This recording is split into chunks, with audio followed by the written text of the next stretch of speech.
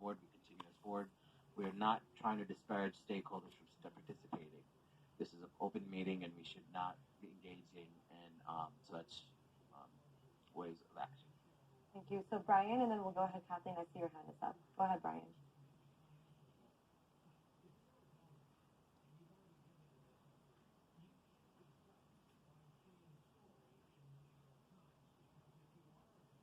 Mr. Brian, are you available? Okay. The unmute didn't come up.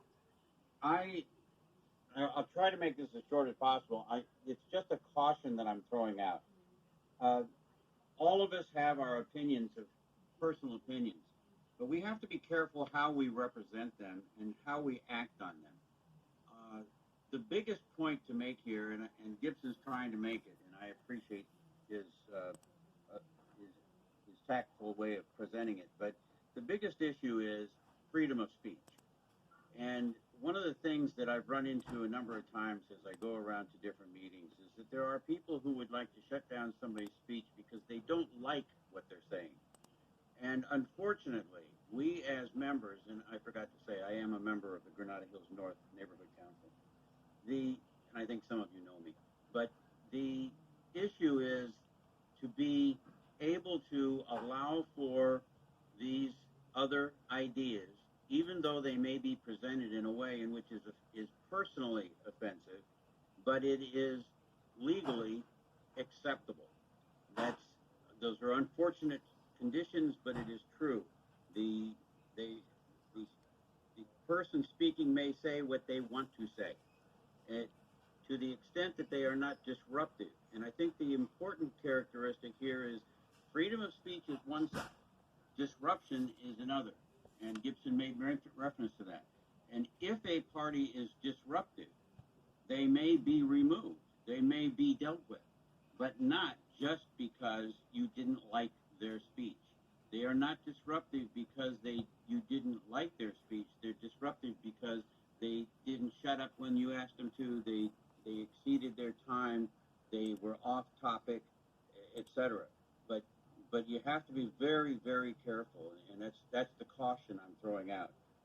And as a individual, you do have the right to say what you want. But when, and again, as Gibson was talking about, when the conversation that is being presented is at a point where it is discussing issues that will be discussed at the meeting, that's a different issue. You can tell somebody you want to support, but you can't tell them, you can't discuss the issue. And so that's the issue that I really wanted to bring to you. Thank you, Brian. I don't mean to interrupt. No, that's right. That's right. Kathleen, you had your hand up. Go ahead. Thank you. I don't believe that MANA has ever prevented anyone from expressing themselves at any of our general board meetings or executive board meetings. I believe they've all been free to say what they like.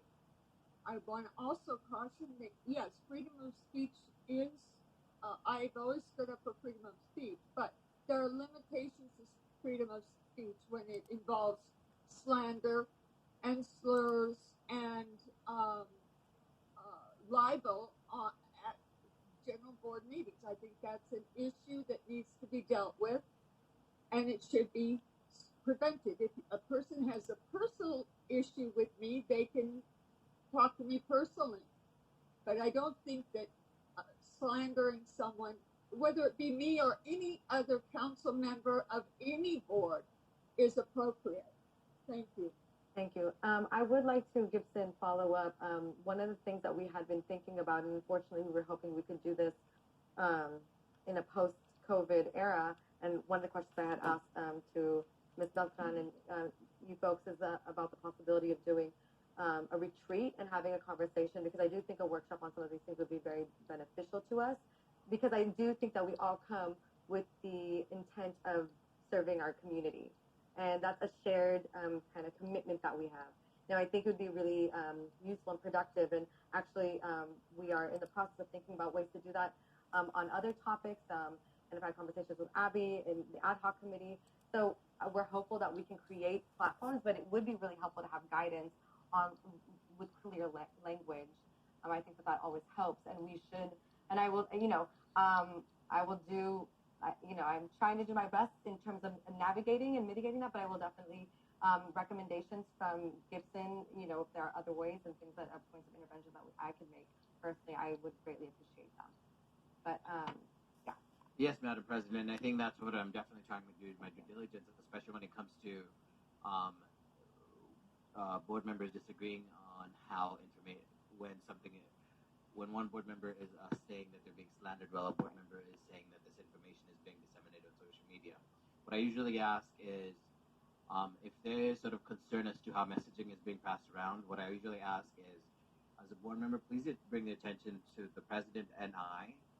The due diligence is to make sure that not before a board meeting, I'll be honest with you, I don't have two sides of the coin, and what I usually like to try to do is, yes, this motion is brought up, but is there sort of evidence that, what I'm trying to say, is there information that's been disseminated that becomes an issue where they slandered both sides, or just even though the use of certain terms. And all I'm just trying to do is navigate. What I'm trying to make sure is also, we want to go at the issue at hand is board member dynamics. We want to make sure that we are properly communicating and having a positive.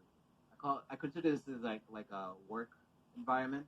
We are collaborating together, and are we having a healthy work environment in which board members are able to, even though you just don't agree, be able to respectfully disagree? And is it within the code of conduct that board members are following the guidelines? And also at the same time, you want to, again, there could be a issue of dynamics between neighborhood council board members, and also how we handle when stakeholders come in, as Brian mentioned, to be disruptive. I think if us, we just want to make sure that we are going. There is no clear-cut answer, but I can definitely work with you, Madam President. What we can try to do is we can schedule a retreat, just a virtual retreat. We can get it scheduled. And then something in person in the post-corona, like that's, we would like that, but we don't know what that's going to look like. It's going to happen anytime soon, so it may have to be a virtual one. And this could be something that's ongoing. I think one key thing is we could do a communication motion where I just come in and we ask questions. Let's say not necessarily a full board meeting, or like a special board meeting that's agendized, and then I come in and you ask me questions about communication, about social media, what guidelines are there, and what I can definitely do is let you know what policies are there, what is not there, but also sort of reiterating on the fact that you are a board member, and you're being held to a higher standard. That means there's certain things that you're held the highest standard to, and also making sure that one thing that was mentioned earlier is being liable. The neighborhood council board members' liability looks very different in comparison to when somebody's talking about that, and I definitely want to go into that direction. I don't want us to mix the legal terminologies of what it takes to be a neighborhood council board member. And that's something I'll definitely work with you, Madam President. It's something we can do 15, 20 minutes to start asking questions. We could do it continuously until we get a physical date. And if there's any update, if the Board of Neighborhood Commissioners is going to take any action on social media, or is the department going to provide further guidelines, I'll definitely be continuing to work with you and updating the board. I appreciate that. No, that sounds like a really great idea, and I think we could all benefit from that. I know I would definitely, just in terms of, because it's difficult, being on here and in terms of managing that, it's a lot, and I think it is important for us to also recognize that and I really appreciate what Brian had to say, is that even if things and points of view are not necessarily in line, that we're taking an oath to listen at the very least to different opinions. And I think that if we can center that and really focus on that, then we can really do, it could be beneficial across the board. I agree. Okay, thank you.